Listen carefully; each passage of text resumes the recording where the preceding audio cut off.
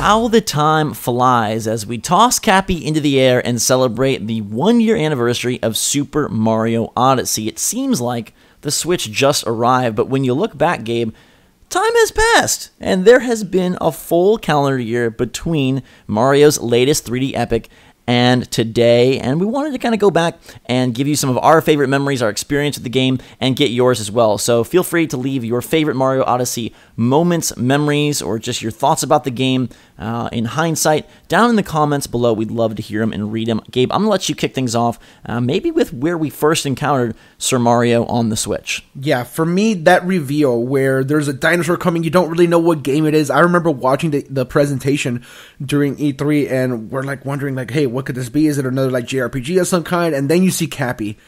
And like that just like blew my mind. The Cappy mechanic in general was such a fundamental change to what Mario did. Gone were the power-up suits that you would get traditionally, and now you can just take over a number of enemies, and Cappy has his own little fun attitude to him. He was funny, he was clever.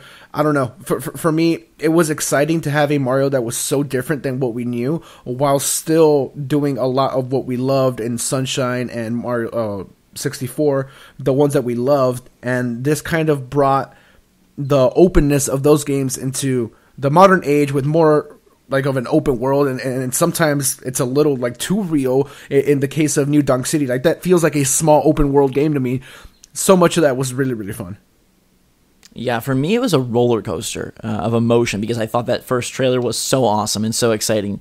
And then once they started to like lay out the foundation, the structure of the game, and we thought that there might only be a few kingdoms. Remember that whole like dilemma and debate of, okay, how big are these kingdoms, how many kingdoms? And then there was sort of the map leak and trying to piece together the different parts of the world and figure out like how many kingdoms are going to be here. Is this going to be a super small Mario? We saw Zelda go huge with Breath of the Wild and expand things, and we were worried that Super Mario Odyssey was going to instead constrict things and that the focus was going to be on capping everything. And while cool, it didn't look like there was a ton of content. And we arrived at E3, and they had the huge setup, the conversion of the booth, to be like New Donk City and showcase a number of the other kingdoms and locations. We got our hands on the game. It played phenomenally, which I think was now we're climbing back up the roller coaster. But we still were concerned about like how many kingdoms. It was a pretty...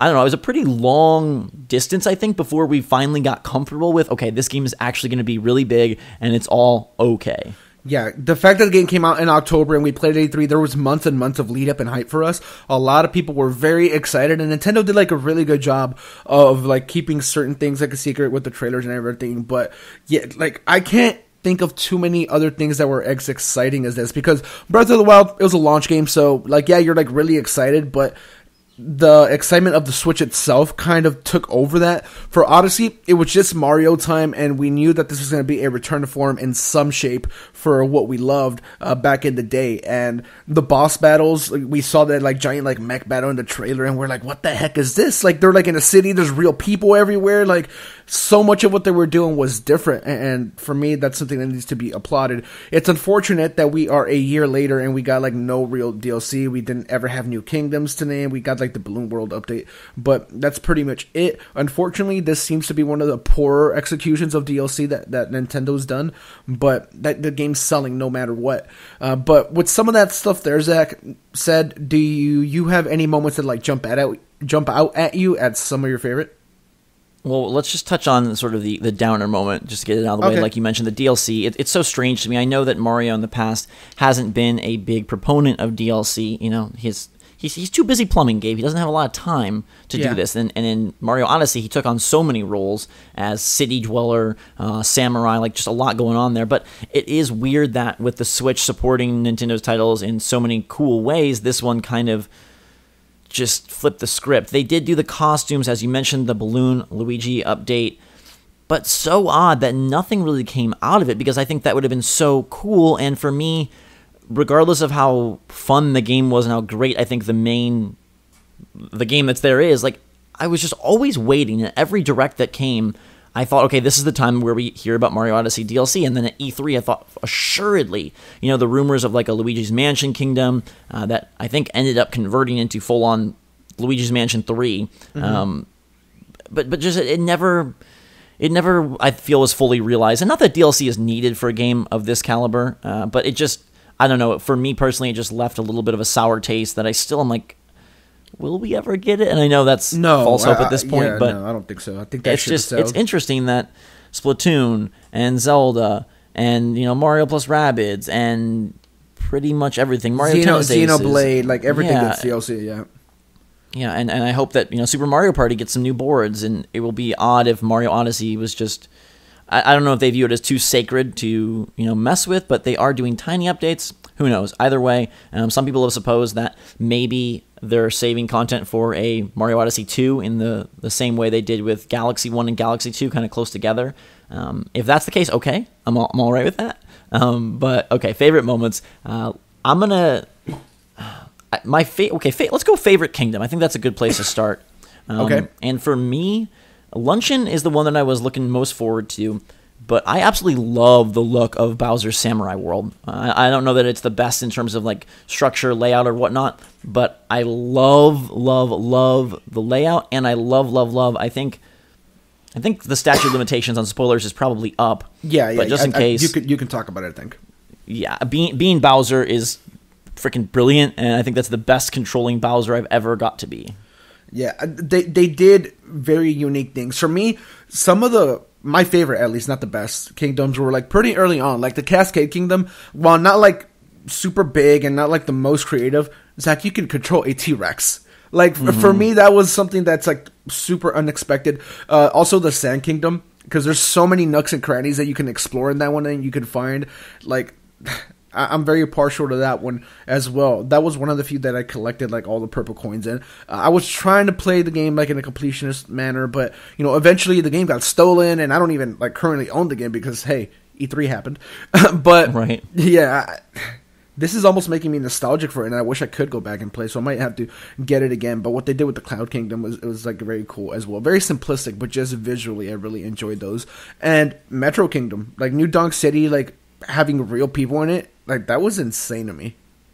I didn't like Metro Kingdom. I don't know. Like, that one to me ended up being kind of a moment that fell flat. I love the sort of the final thing where you got to go through and make the fireworks. Like, that was very cool. And I think any of the moments where Mario got to turn 2D were always fun. And I love that early on they were quite simplistic, but they ended up giving you some super good challenge in later kingdoms with those kinds of little whatever you want to call them, like the 2D conversions. So I love those a lot. Metro just didn't do a whole lot for me.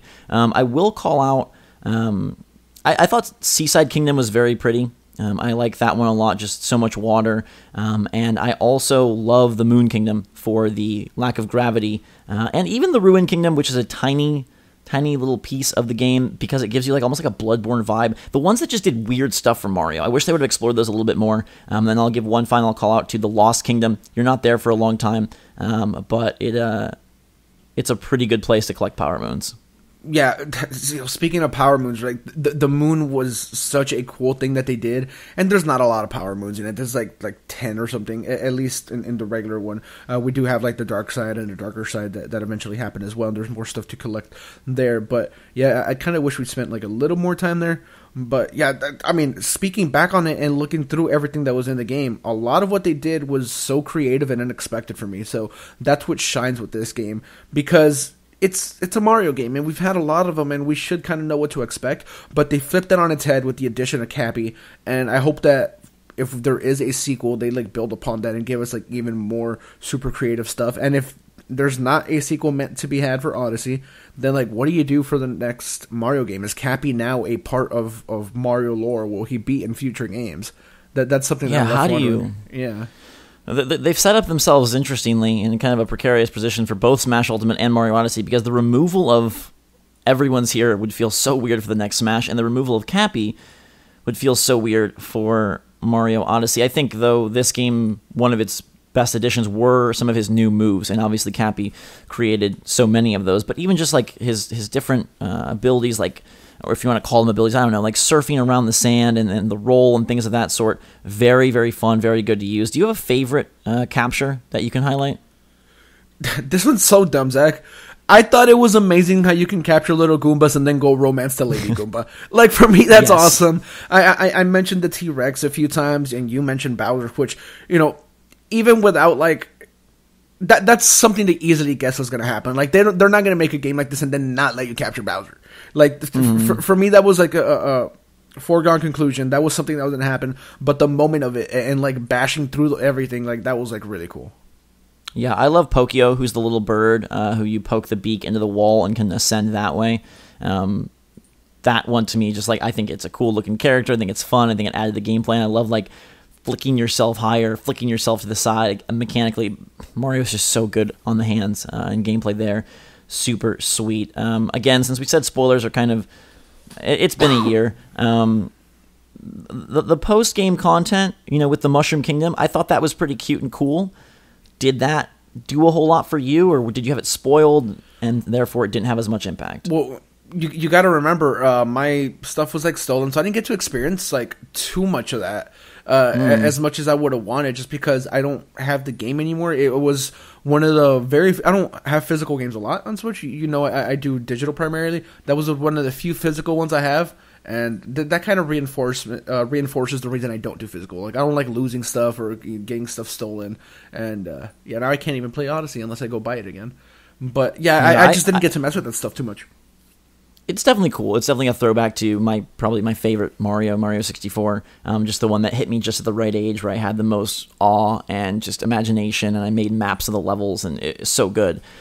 Being able to capture Yoshi, again, very cool. I wish there was a little more interactivity within the Mushroom Kingdom, but still very nice that it's there, and we touched on this a bit, but just so much content. And after you complete the campaign, which is a good length on its own, they open up just so many more moons. I think that one appeals so much to completionists. I didn't get as deep into going after all the moons, maybe because there's so many, maybe because they're just spread, maybe because I just ran out of time, but I did find that I kind of dropped off once the campaign dipped out, and that was why I was so excited as well for DLC Kingdoms. So like, okay, cool, I'll have a chance to get some new kingdoms, because to me, like, venturing into those kingdoms the first time, because there wasn't more moons than, say, stars, the challenges weren't as intense or as memorable, I'd say. So the kingdom itself became the focal point, and whereas I remember more like, climbing up to King Babam on the top of the first level, or I remember, them stealing Mario's hat